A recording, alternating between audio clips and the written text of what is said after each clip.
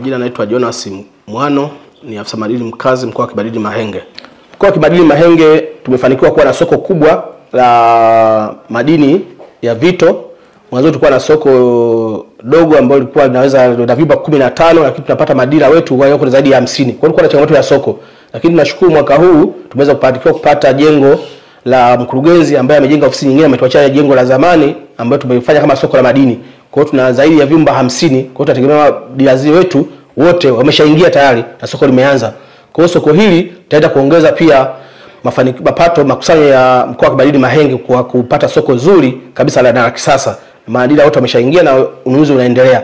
Lakini pia tuna kituo chetu kidogo cha ununuzi, madini tunaita buying center ambao kiko Mahenge mjini pia, na broker wetu wote wanunuzi wadogo wa madini wako pale kwenye ile soko, na biashara ya madini inaendelea kuongezeka siku hadi siku kwenye mabroker na kwa dealers kwa sababu ya haya masoko mawili.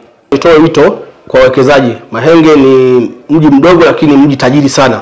Hapa tuna madini ya kama nilivyosema, madini ya vito, yani spinel, ruby, rhodolite na kyanite. Lakini pia tuna madini ya viwandani, kuna quartz, kuna graphite kama nilivyosema, kuna mica. Kwa hiyo pia kuna madini ya ujenzi kama mchanga, kokoto na mawe. Kwa hiyo nitoe wito, bado fursa zipo, bado madini yapo na sisi zinapatikana. Kwa hiyo nitoe wito kwa wawekezaji wote wanataka kuwekeza kwenye madini haya yote ya vito, ya dhahabu, ya graphite, waje Mahenge, nafasi zipo na bado madini yapo. Tunawakaribisha sana wawekezaji.